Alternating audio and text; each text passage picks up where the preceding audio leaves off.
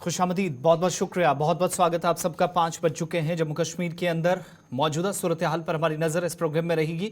मुल्क के अंदर या जम्मू कश्मीर की इक्तिसादी, सियासी और सलामती मामलात पर इस प्रोग्राम में ख़ास तौर से हम गुफ्तगू करते हैं। आज के प्रोग्राम में आपको बताएंगे कि मरकज़ के ज़ेर इंतज़ाम इलाके में अवाम को 10 बरसों की तवील मुद्दत के बाद, इंतखाबात होने के बाद, 6.5 बरसों के इस लंबे अरसे के बाद यूनियन टेरिटरी के अंदर 90 असेंबली हलकों में नुमाइंदे चुनकर आए हैं। लेकिन अब हुकूमत साजी के बाद मुख्तलिफ इलाकों के अंदर कामकाज शुरू होगा। मगर हुकूमत बनाने से कबल हम देख रहे हैं हलचल काफ़ी ज़्यादा है। नंबर गेम जो काफ़ी मैटर करता है, नेशनल कॉन्फ्रेंस के पास पूरा है। कांग्रेस की जानिब से तैयारियां हैं और थोड़ी देर पहले इजलास हुआ। कांग्रेस के इजलास में बड़ी बातें क्या हुई है, रेजोल्यूशन एक तैयार किया गया, दिल्ली भेज दिया गया है, वहां से जवाब क्या मुतवक्के है, इस ताल्लुक से गुफ्तगू करेंगे। और कांग्रेस सदर तारिक हमीद कर्रा ने थोड़ी देर पहले न्यूज़ कॉन्फ्रेंस की, जिसमें उन्होंने तस्दीक की कि जम्मू कश्मीर के अंदर कांग्रेस आइंदा की हिकमत अमली क्या बना रही है या क्या स्ट्रेटजीज अपनाई जा रही हैं, इस पर बात करेंगे। साथ साथ मीरवाइज उमर फारूक का पहला बयान नई हुकूमत बनने के बाद, और ये दूसरा जुम्मा था जब से उनको नज़रबंद 4 हफ्तों तक रखा गया। पिछले जुम्मे उनकी रिहाई हुई थी और उसके बाद आज उन्होंने नई हुकूमत से तवक्कुआत या उम्मीदों से भरे बयानात भी दिए और साथ साथ मरकजी हुकूमत की नुक्ताचीनी और पहला कमेंट भी या उनका तबसरा अब तक तो वैसे नहीं आया था, लेकिन ऑफिशियली उन्होंने भी कमेंट कर दिया नई हुकूमत के मुतल्लिक और मौजूदा जो अवाम का मैंडेट जम्मू और कश्मीर के अंदर गया है। बीएसएफ की जानिब से एक बड़ा स्टेटमेंट आया, जम्मू कश्मीर की सरहदों पर क्या तैयारियां चल रही हैं, ऑपरेशंस को इंटेंसिफाई किया जाएगा और मदारिस के असातिज़ा के लिए एक अहम तरीन फैसला इंतखाबात से ठीक पहले, इस पर भी बात करेंगे। लेकिन साथ साथ जम्मू कश्मीर इंतजामिया के अंदर जहां कल हमने आपको बताया था कि फेरबदल हुए, वहीं पर आइंदा की हिकमत अमली यह है कि जब भी फेरबदल होंगे, जब भी भर्तियां होंगी, पुलिस डिपार्टमेंट के अंदर महकमा दाखिला की जानिब से आज हुक्मनामा जारी करके कवायद व ज़वाबित वाज़े किए गए हैं, रूल्स नए बने हैं। डिटेल्स थोड़ी देर में आपके सामने, मगर उससे पहले हम हुकूमत के ताल्लुक से बात करेंगे। लेकिन डॉक्टर फारूक अब्दुल्ला को लेकर जम्मू कश्मीर नेशनल कॉन्फ्रेंस की हुकूमत बनाने से कबल एक और तैयारी, जिसके मुताल्लिक इस वक्त ज़राए कन्फर्म कर रहे हैं कि राज्यसभा भेजने के लिए या मुंतखब करने के लिए डॉक्टर फारूक अब्दुल्ला के लिए नेशनल कॉन्फ्रेंस तैयारियां कर रही हैं। जैसे ही हुकूमत की हल्फ बर्दारी की तकरीब जो कि पीर को मुतवक्के है होगी और उसके बाद आइंदा की हिकमत अमली तरतीब दी जाएगी, पेशरफ्त होगी। नेशनल कॉन्फ्रेंस के पास 2 से 3 बल्कि 3 अराकीन इस बार चुनने का, और चूंकि 2/3 मेजॉरिटी नेशनल कॉन्फ्रेंस के पास है, नंबर्स पूरे हैं, और इसके बाद नेशनल कॉन्फ्रेंस के पास एक बार फिर मौका होगा एक तवील अरसे के बाद कि वो लोकसभा के साथ साथ राज्यसभा के अंदर भी अपने नुमाइंदे चुन सके या मुंतखब कर सके। नेशनल कॉन्फ्रेंस की जानिब से 3 कौन से नाम होंगे ये तो वक्त बताएगा, लेकिन बड़ी बात यह है कि नेशनल कॉन्फ्रेंस के सरबरा साबिक वज़ीर आला और इसके अलावा रुकने पार्लियामेंट भी रह चुके हैं डॉक्टर फारूक अब्दुल्ला, इतलात के मुताबिक पार्टी ज़राए कंफर्म कर रहे हैं कि नेशनल कॉन्फ्रेंस तैयारियां कर रही हैं। डॉक्टर फारूक अब्दुल्ला असेंबली इंतखाबात के इस मरहले की कंप्लीट होने के बाद जब हुकूमत साजी का अमल मुकम्मल हो जाएगा तो सरबराह डॉक्टर फारूक अब्दुल्ला को राज्यसभा में पार्टी की नुमाइंदगी करने के लिए तैयारियां इस वक्त की जा रही हैं, उन्हें दिल्ली रवाना किया जाएगा।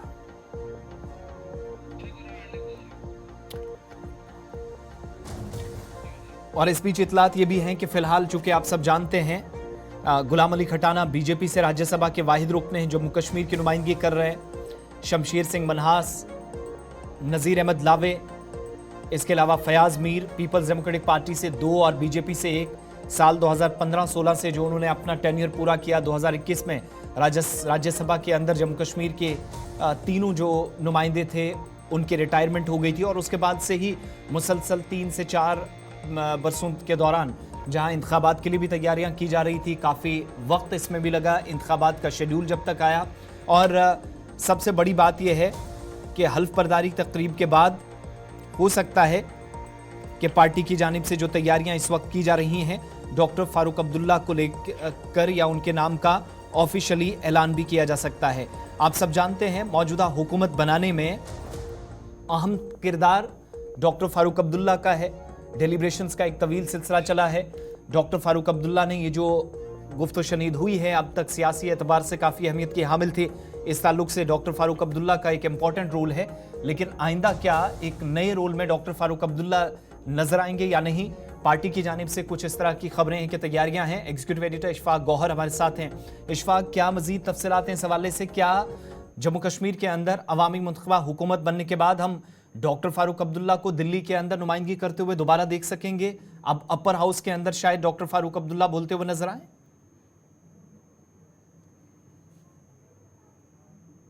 पूरा सेशन होगा और नाम नॉमिनेटेड एमएलएज और एमएलएज अपना ओथ लेंगे और उसके फौरन बाद राज्यसभा में जो पिछले 3-4 साल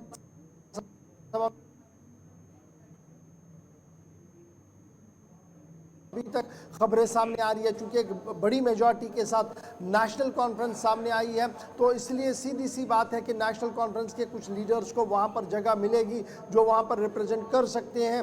और ये रिप्रेजेंटेशन अभी जो हमारे पास पार्टी सोर्सेज बता रहे हैं वो ये साफ कर रहे हैं कि इसमें जो सबसे अहम बात है वो ये है कि डॉक्टर फारूक अब्दुल्ला जम्मू कश्मीर को रिप्रेजेंट करेंगे और राज्यसभा में वहां पर जाकर जो है वो पार्टी के व्यू पॉइंट को और जम्मू कश्मीर सरकार को पर रिप्रेजेंट कर सकते हैं। अगरचे पार्टी की तरफ से अभी कोई ऑफिशियल बयान इसमें नहीं आया है, क्योंकि अभी थोड़ा सा वक्त इसमें लग सकता है जब तक ओथ सेरेमनी पूरी तरह से मुकम्मल होगी। उसके बाद सेशंस, एक आधा सेशन यहाँ पर चलेगा और फिर राज्यसभा के लिए जो बाज़ाब्ता तौर पर नोटिफिकेशन जारी होगी, उसके बाद ही यह फैसला होगा कि कौन कौन चेहरा होगा जो राज्यसभा में जाएगा और जम्मू कश्मीर को वहां पर रिप्रेजेंट करेगा। लेकिन फिलहाल जो पार्टी के सीनियर मोस्ट लीडरशिप है जिनसे हमारी लगातार बातचीत हुई है, उनका यही मानना है कि सीनियर मोस्ट लीडर हमारे डॉक्टर फारूक अब्दुल्ला, जिनकी सरबराही में पूरे चुनाव को लड़ा गया और जिस चुनाव के अंदर जबरदस्त जीत नेशनल कॉन्फ्रेंस को मिली है, ये एक बड़ा फैसला है पार्टी के सीनियर लीडर्स का कि फारूक अब्दुल्ला को भेजा जाए वहां पर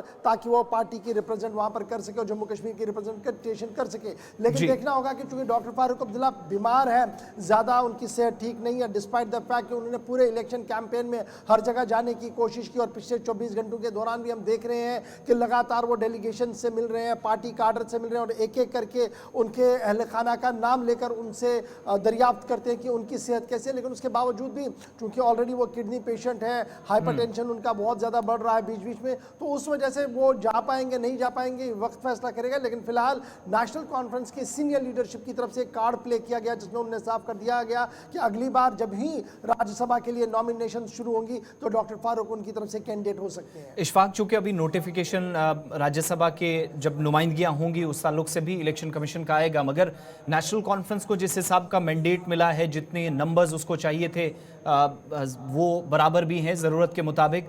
क्या नेशनल कॉन्फ्रेंस को जिस हिसाब से अलग अलग हिस्सों से, जम्मू से भी नुमाइंदगी मिली, पीर पंचाल से भी, चिनाब वैली से भी ठीक ही परफॉर्मेंस रही जो एक्सपेक्टेशंस थी, कश्मीर प्रोविंस में भी सफाया मैक्सिमम एरियाज़ में किया, तो डॉक्टर फारूक अब्दुल्ला का चेहरा, क्या ये एक्सपीरियंस पर तवज्जो ज़्यादा नेशनल कॉन्फ्रेंस की क़यादत की हो सकती है, या मुमकिन तौर पर ऐसे चेहरे भी आएंगे जो मुख्तलिफ ज़ातों की या बरादरियों की बात होती रही जिसमें नॉन मुस्लिम चेहरे हैं, एसटीज़, एससीज़, शायद उस जाने भी कोई तवज्जो जा सकती है? देखिए, चूंकि अभी इस पर शायद पार्टी ने पूरी तरह से मंथन नहीं किया है, मीटिंग्स नहीं हुई है, अभी ये सिर्फ हवा में पूरी खबर है। चूंकि पार्टी लीडर से जो हमारे साथ बात की उन्होंने कहा कि अभी बड़ा टाइम है जी, जब नोटिफिकेशन सामने आएगी उसके बाद हम इस पर सोचेंगे, लेकिन जब भी नोटिफिकेशन आएगी तो उनकी टॉप प्रायोरिटी जो है वो डॉक्टर फारूक अब्दुल्ला रहेगी। लेकिन चूंकि एक बड़ी पार्टी उभर कर सामने आई है, अगर 4 निशस्तें हैं तो 3 निशस्तें डायरेक्टली जो है वो नेशनल कॉन्फ्रेंस भेज सकती है राज्यसभा के अंदर, एक पर शायद बीजेपी भी अपनी दावेदारी कर सके क्योंकि जम्मू के अंदर उनका भी एक मैंडेट है और जिस तरीके से उन्होंने उधमपुर से लेकर जम्मू और जम्मू से लेकर कठुआ सांबा तक अपनी रिप्रेजेंटेशन दिखाई है इन डिस्ट्रिक्ट्स के अंदर, तो एक आधी सीट यहां पर भी जा सकती है। अगर इमेजिनेशन सही हो तो 3 सीटें कहीं ना कहीं नेशनल कॉन्फ्रेंस की तरफ से, एक बीजेपी भी वहां पर भेज सकती है। लेकिन फाइनल टैली जब सामने आएगी तभी, जब नोटिफिकेशन राज्यसभा की इलेक्शंस की जारी की जाएगी, और तब तक जारी नहीं होगी जब तक मुकम्मल तौर पर स्पीकर, डिप्टी स्पीकर और एमएलएज अपनी ओथ सेरेमनी नहीं करते हैं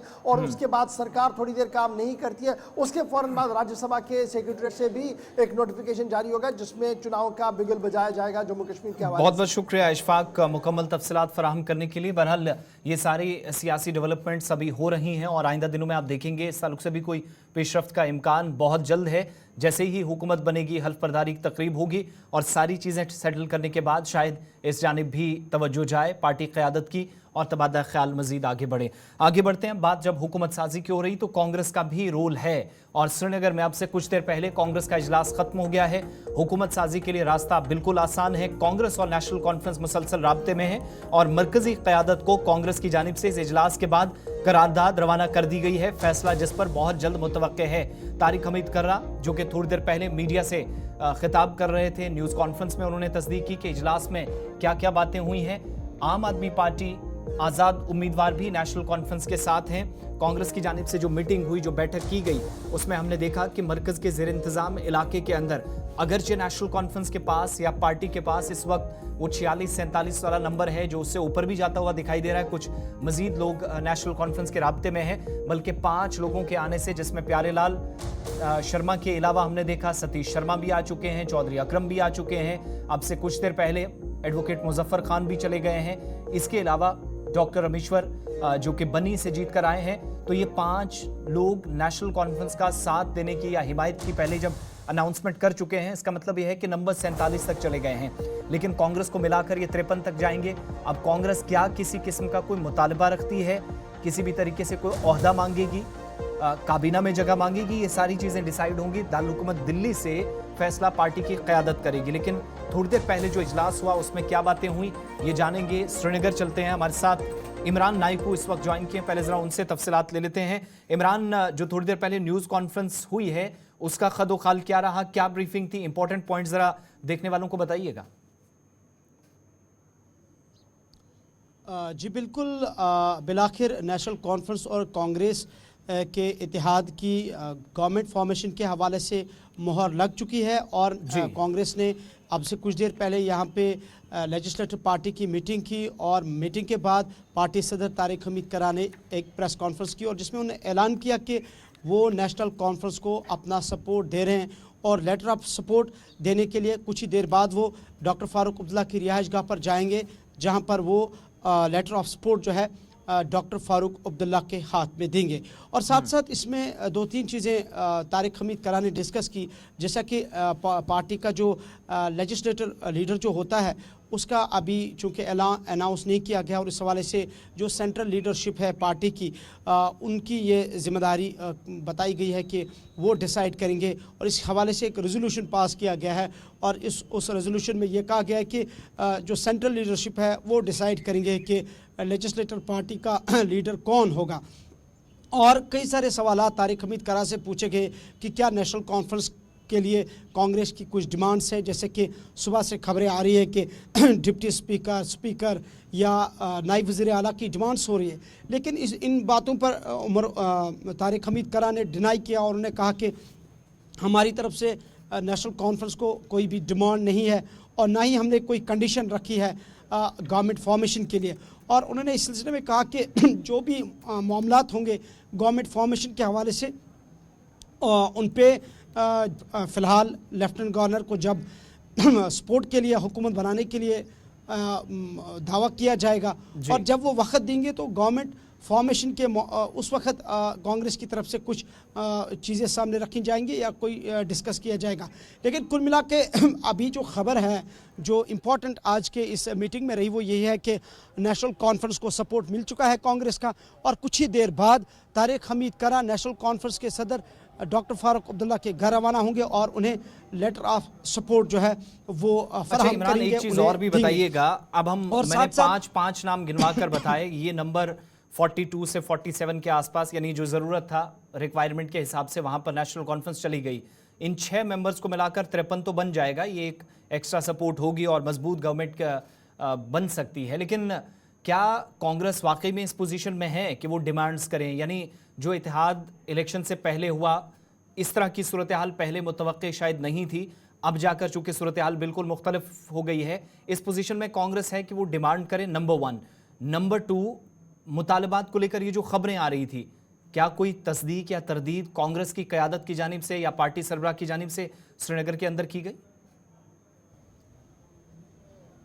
देखिए, दोनों चीज़ें बिल्कुल पॉइंट ऑफ डिस्कशन है इस वक्त। लेकिन जहाँ तक आपके पहले सवाल का ताल्लुक़ है कि क्या पोजीशन रहती है जब 53 की स्ट्रेंथ बनती है और नेशनल कॉन्फ्रेंस को जब 4 आज़ाद उम्मीदवार उनको ज्वाइन करते हैं तो उसके बाद क्या कांग्रेस इस तनाजुर में डिमांड कर सकती है और उनका क्या रोल रहता है। लेकिन हमने अभी एक सीनियर कांग्रेस के लीडर से ऑफ द रिकॉर्ड यही सवाल पूछा था और उनका ये कहना था कि जो अलायंस हुआ है वो कुछ प्रिंसिपल्स पे हुआ है और बाज़ाब्ता एक डॉक्यूमेंट बनाया गया है और उस डॉक्यूमेंट के एतबार से चाहे नेशनल कॉन्फ्रेंस की ज़्यादा सीटें हों या फिर कांग्रेस की ज़्यादा सीटें हों, वो मैटर नहीं करता है, बल्कि मैटर करता है कि जो प्रिंसिपल्स पे जो इत्तेहाद हुआ है, जिन बायलॉज पे जो इत्तेहाद हुआ है, एक डॉक्यूमेंट पे जो इत्तेहाद हुआ है, उस डॉक्यूमेंट को मद्देनज़र रखते हुए ना तो कांग्रेस ही क्लेम कर सकती है और ना ही नेशनल कॉन्फ्रेंस का उसमें ये क्लेम करना जायज़ है। एक दूसरा ये कि जिस तरह से आप कह रहे हैं कि ये जो कांग्रेस और नेशनल कॉन्फ्रेंस के बीच में इत्तेहाद का जो मामला है, इस पे यही है कि सपोर्ट नेशनल कॉन्फ्रेंस को मिल चुका है और तवक्कात की जा रही है कि 1-2 दिन के अंदर कल शायद लेफ्टिनेंट गवर्नर से ये सियासी जमातें मिले, नेशनल कॉन्फ्रेंस का वफद, और उन्हें हुकूमत साजी के लिए वक्त मांगा जाएगा। 14 तारीख तक उम्मीद की जा रही है कि जम्मू कश्मीर में एक अवामी हुकूमत की तश्कील होगी। अच्छा, ये जो मुलाकात इसके बाद होनी है नेशनल कॉन्फ्रेंस की क़यादत के साथ, ये थोड़ी देर बाद है या अभी इसको डिले किया जाएगा जब तक दिल्ली से कांग्रेस की क़यादत जवाब देती है? ऐसा कुछ नहीं है। ये सवाल भी हमने पूछा था तारिक हमीद करा से कि क्या इसके लिए आपको दिल्ली से सिग्नल चाहिए या आपको अपनी लेवल पे आप जाएंगे। ऐसा कुछ नहीं है। जैसा कि उन्होंने कहा कि लेटर ऑफ सपोर्ट के लिए वो खुद कुछ ही देर बाद जाएंगे। हालांकि अभी तारिक हमीद करा प्रेस कॉन्फ्रेंस के इनेकाद के बाद दोबारा से अंदर चले जा चुके हैं और अभी भी आपस में कुछ बातचीत हो रही है, लेकिन कुछ ही देर बाद करीबन आधे घंटे के बाद तारिक हमीद करा नेशनल कॉन्फ्रेंस के सदर के घर की तरफ रवाना होंगे और उन्हें लेटर ऑफ सपोर्ट जो है वो प्रोवाइड करेंगे। लेकिन फिर से मैं यही कह रहा हूँ कि तारिक हमीद करा का ये कहना है कि उनकी पार्टी की तरफ से कोई डिमांड नहीं होगी, लेकिन जो हमारे पास जो अभी आपने कुछ ये सवाल भी पूछा था हमसे कि बिहाइंड द बैकडोर चैनल्स पे बातें हो रही है और कुछ लीडर्स ने ये बात भी की है कि जो कांग्रेस है वो डिप्टी स्पीकर और एक पोर्टफोलियो कैबिनेट मिनिस्टर की मांग भी कर रहे हैं, लेकिन हालांकि पार्टी की तरफ से इसकी तस्दीक नहीं हो पाई है। लेकिन बैकडोर चैनल्स पे हमारे पास भी ये इतलात है कि कांग्रेस की तरफ से डिमांड की जा रही है। हालांकि मैंने खुद एक सीनियर कांग्रेस के लीडर से बात की थी ऑफ द रिकॉर्ड और मैंने उनसे यही सवाल पूछा था कि आपकी तरफ से क्या कोई डिमांड रखी जा रही है, कोई कंडीशन है आपकी तरफ से जो आप इस नई गवर्नमेंट के सामने या नेशनल कॉन्फ्रेंस के सामने रख रहे हैं। अगरचे उन्होंने भी इसको डिनाई किया, लेकिन कुछ बातें उनकी कुछ बातों से बज़ाहिर ऐसा लगा कि जैसे कि उन्होंने मुझसे कहा कि कांग्रेस का हक बनता है कि जो हुकूमत होगी इसमें इनका एक उनको एक अच्छा पोर्टफोलियो मिले। हालांकि उन्होंने ये नहीं कहा कि कौन सा पोर्टफोलियो कौन सी मिनिस्ट्री हो, लेकिन जब उन्होंने पोर्टफोलियो की बात की तो जाहिर सी बात है इसका मतलब है कि बिहाइंड द कैमरा या बैकडोर चैनल्स पे ऐसी डिस्कशंस आपस में हो रही है कि जो नेशनल कॉन्फ्रेंस के साथ हुकूमत होगी और उसमें कांग्रेस का एक कांग्रेस को अच्छी जो है एक अच्छा पोर्टफोलियो मिलना चाहिए। लेकिन इन सब चीज़ों को फिलहाल तारिक हमीद करा ने डिनाई किया। ठीक है Imran, thank you so much join करने के लिए। मैं तारिक हमीद कर रहा थोड़ी देर पहले चूंकि मीडिया से उन्होंने बात की और प्रेस कॉन्फ्रेंस के बाद भी उन्होंने थोड़ी देर पहले अपने ख्यालात का इजहार किया जब वो फारूक अब्दुल्ला साहब से मुलाकात करेंगे, मगर मुलाकात से पहले कांग्रेस ने जो बातें मीटिंग में की हैं या इसके बाद होने जा रही हैं उस पर जरा उन्होंने अपनी बात की है। इमरान, आपका बहुत शुक्रिया। तारिक हमीद कर रहा को जरा सुनिएगा। हम लोगों ने कांग्रेस हाई कमांड को ऑथराइज किया है कि वो हमारे दरमियान में कौन सी एलपी लीडर होगा वो तय करें। तो ये हुआ। नहीं, ये देखिए मैं कैसे वो बात यहाँ पे करूँ जो अभी डिसाइड ही नहीं हुई है, उसका डिस्कशन ही नहीं हुआ फॉर्मल। आप लोग ही जल्दी में हैं। There is a process and there is a procedure which has to be followed. You want us to overrule all those processes and procedures. तो you have to maintain some patience also.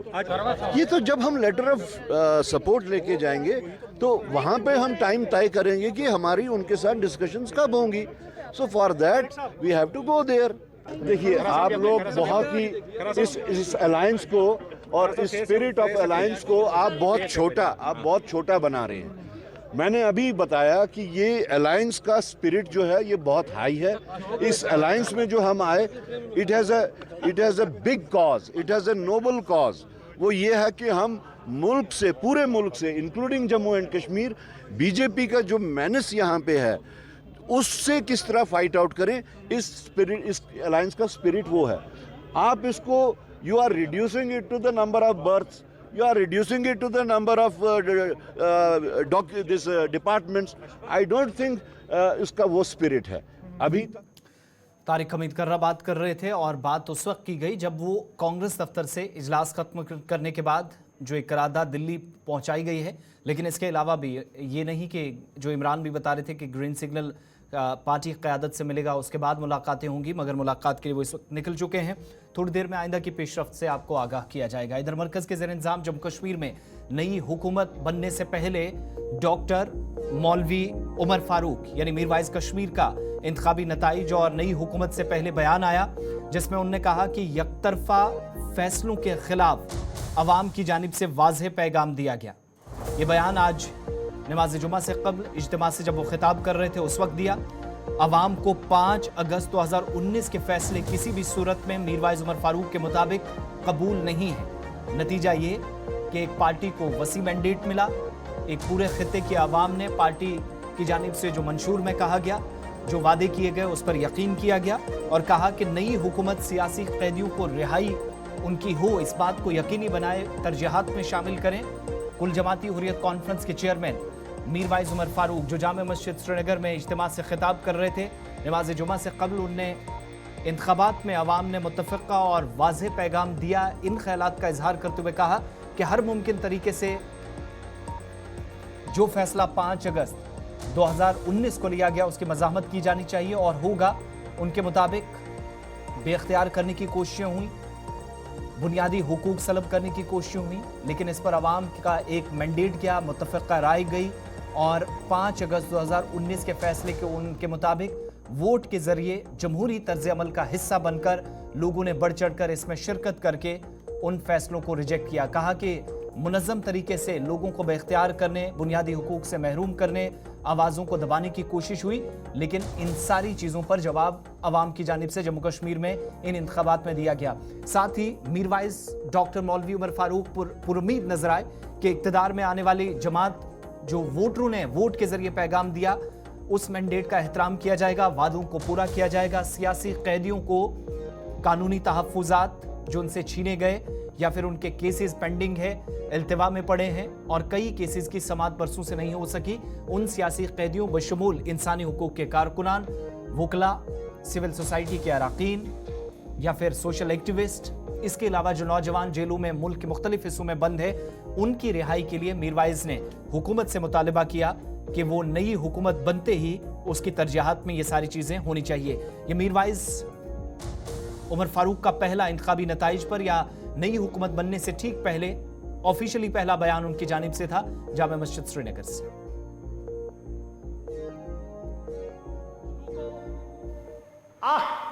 Message दित यमो इंतखाबात हंद हवाले सो message क्या थो तवक्का कि सह पैगाम सह मैसेज तर फिक्र हुकूमत हिंदुस्तान सह मैसेज यह कि 2019 मज यम हसा यकतरफ इकदाम करना आई जम्मू कश्मीर अंदर, रियासत गई खत्म, यूनियन टेरिटरी आई बनावन, सन हुकूक ति खत्म, सन मामलात ति खत्म। अत खिलाफ युस नाराजगी शदीद युस नाराजगी अमि नाराजगी हुंद इजहार कोर लुको अकिस मुनज़्ज़म तरीक़स अंदर तो बे वनुक यह कत कि क्या कि सन आवाज दबाव सन हुकूक यम जन ताकत किस बलबोतस पे सलब आई कर उम्मीद कि यम जन इख्तिदारस मज या आई तिम समझन लूकन हुंद यह पैगाम तो अत करन एहतराम कि 2019 मज यम जन सन हुकूक छीन आई, यह जन सोन शिनाख्त यथ पे कारी जरब आई लागन, यम जन सन कानूनी हुकूक, यम जन तमाम सानो सन वसाइल सन यम जन आईनी वाद हिंदुस्तान कर्मत तिम वाद यम जन सन शिनाख्त सन इज्जत हर कह चीज युस नुकसान यथ वोत 2019 अंदर तवक्का थावान कि तिम तमाम चीज बहाल कर बार बार कि यम हसा जेलन मज सियासी क़यादत यस जेलन मज यथ मज सियासी रहनुमा यथ मज सन वकला हजरात यथ मज बार एसोसिएशन सन सीनियर वकील यथ मज हकूक इंसानी हंद अलम बरदार यथ मज नौजवान हज बड़ तादाद तो वनान कि यम सारी वाद युस अम हुकूमतन या युस इन हुकूमत ही वन यमो सारी वाद कर्मत कि तवक्का थावान कि यम सारी मसल तुलन हुकूमत हिंदुस्तान ब्रोट कन तो अवलीन तरजीह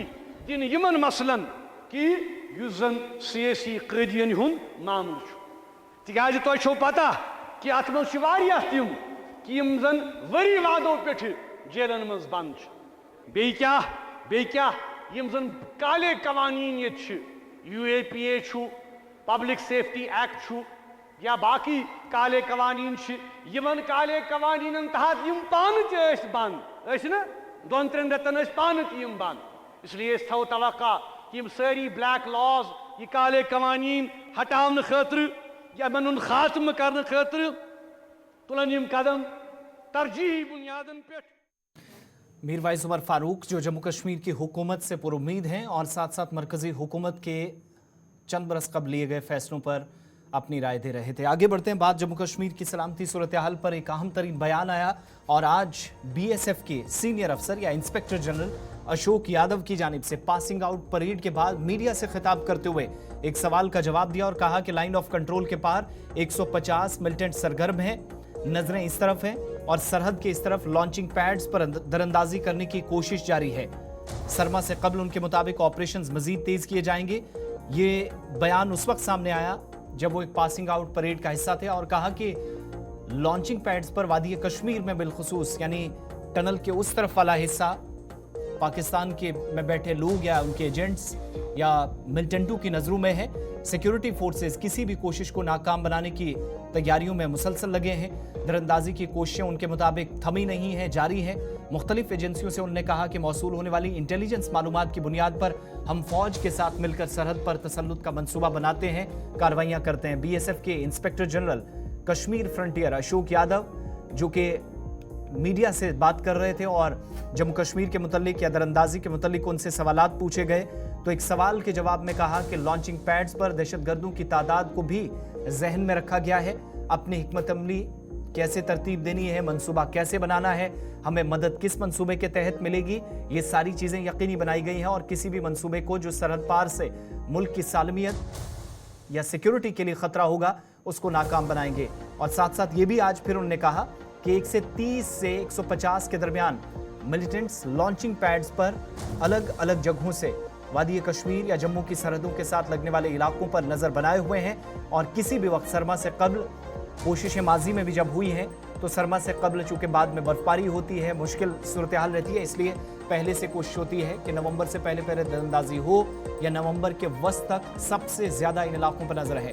टेक्नोलॉजी का भरपूर साथ लिया जा रहा है। पुरअमन असेंबली इंतखाबात के इनेकाद के बाद दरपेश चैलेंजेस पर भी अशोक यादव ने एक सवाल का जवाब दिया और कहा कि सिक्योरिटी फोर्सेज ने पुरअमन और मुनसिफाना इंतखाबात को यकीनी बनाने के लिए जम्मू कश्मीर पुलिस और इंतजामिया के साथ हम आहंगी को यकीनी बनाया, ताउन किया, अच्छी तरीके से बेहतर तरीके से मंसूबों के साथ काम हुआ और हमलों को न सिर्फ रोका बल्कि इंतखाबात भी कामयाब रहे और इसी हिकमत अमली के साथ दरअंदाजी की कोशिशों को नाकाम किया जाएगा।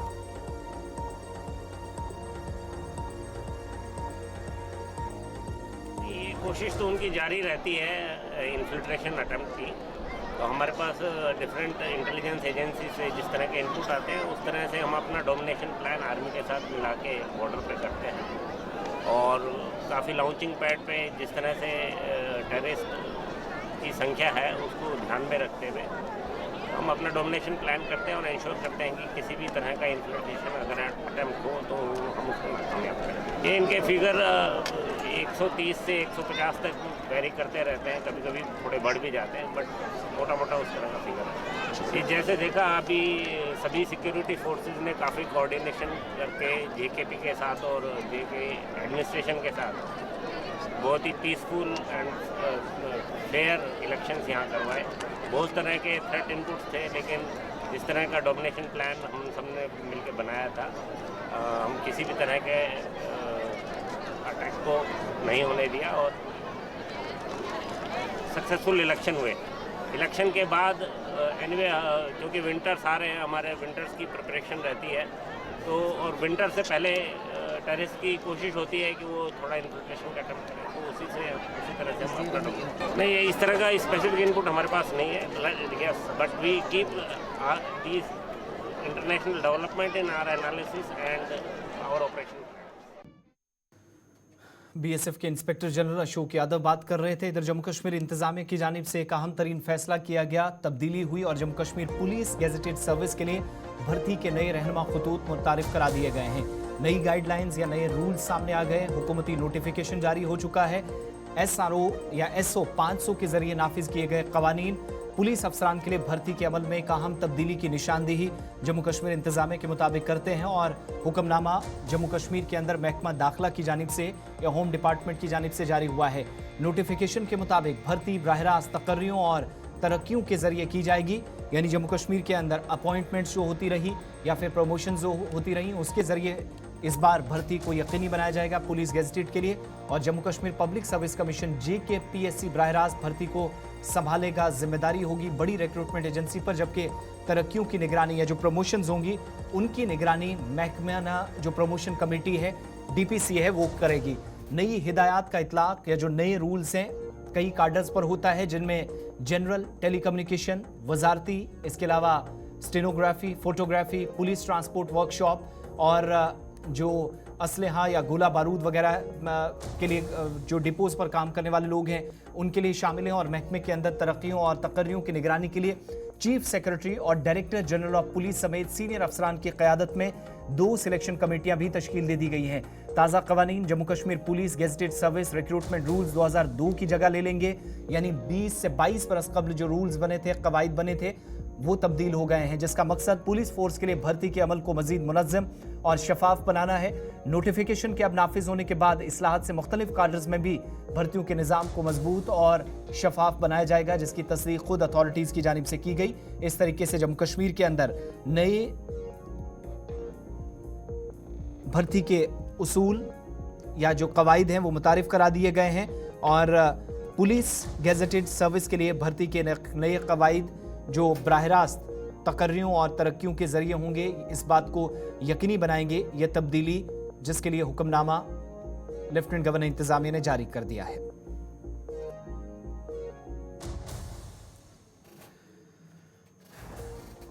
जम्मू कश्मीर के साथ साथ हरियाणा के अंदर इंतखाबात हुए और इसके अलावा महाराष्ट्र और झारखंड में भी इंतखाबात होने हैं। लेकिन महाराष्ट्र के अंदर शिंदे सरकार की जानिब से एक फैसला इंतखाबात से ठीक पहले लिया गया और इस फैसले के मुताबिक मदारिस के जो असातिज़ा हैं, मदरसा टीचर्स हैं, उनकी तनख्वाहों में इजाफा कर दिया गया है। 6,000 जो पहले तनख्वाह होती थी वो 16,000 कर दी गई है। किसी भी वक्त इंतखाबी शेड्यूल का ऐलान मुतवक्के है।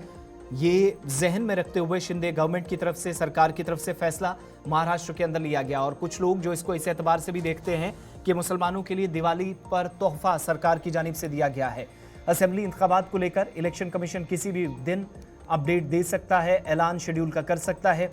रियासत में CM एकनाथ शिंदे की क़यादत वाली BJP, शिवसेना और NCP की अजीम इत्तेहाद जो इंतखाबी नुक्ता नज़र से ये आप देखेंगे तो बड़ा फ़ैसला है इस हुकूमत ने लिया है। शिंदे हुकूमत ने मुसलमानों और जो इसके अलावा बाकी अक़लियतें हैं, जो माइनॉरिटीज़ मुसलमानों के अलावा भी हैं, उनको खुश करने के लिए एक बड़ा फ़ैसला किया और मदारिस में पढ़ाने वाले असातिज़ा की तनख्वाहों में 3 गुना इजाफा हुआ है।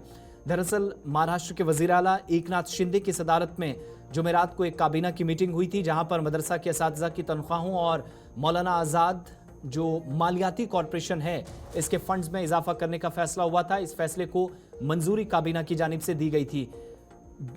इसके अलावा B.Ed की डिग्री वाले प्राइमरी असातिज़ा की तनख्वाह 6,000 रुपये से बढ़ाकर 16,000 रुपये कर दी गई है, जबकि B.Ed की डिग्री वाले सेकेंडरी स्कूलों के असातिज़ा की माहाना तनख्वाह 8,000 से बढ़ाकर 18,000 रुपये कर दी गई है।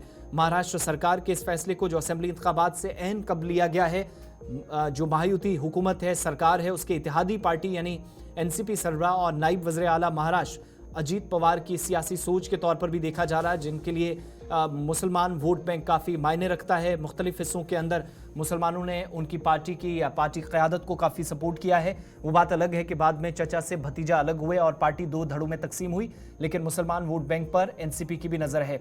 इस वजह से अजीत पवार ने हाल ही में ये भी कहा था कि रियासत में ग्रैंड अलायंस के तहत एनसीपी को जो सीटें मिलेंगी, पार्टी अक़लियतों को असेंबली इंतखाबात के लिए 10% टिकट देगी। ये पहले से उन्होंने तय कर रखा था, मगर जब इंतखाबात के शेड्यूल के ऐलान की तरफ सब जा रहे हैं तो मदारिस के असातिज़ा के लिए फैसला लिया गया। बीएड की डिग्री जिनके पास नहीं है, 6000 से 16000 अगर बीएड की डिग्री है तो प्राइमरी लेवल पर पढ़ाते हैं या सेकेंडरी लेवल पर पढ़ाते हैं तो 8000 से 18000 तनख्वाह मदारिस के टीचर्स के लिए कर दी गई है। चलिए, इस खास प्रोग्राम 5 के पंच में मेरे साथ बस इतना ही। वक्त छोटे से ब्रेक का है। जम्मू कश्मीर के अंदर होने वाली सियासी तब्दीलियों या पेशरफ्त पर मुसलसल हमारी नजर रहेगी। वक्त एक छोटे से ब्रेक का है। ब्रेक के उस पार ग्राउंड रिपोर्ट।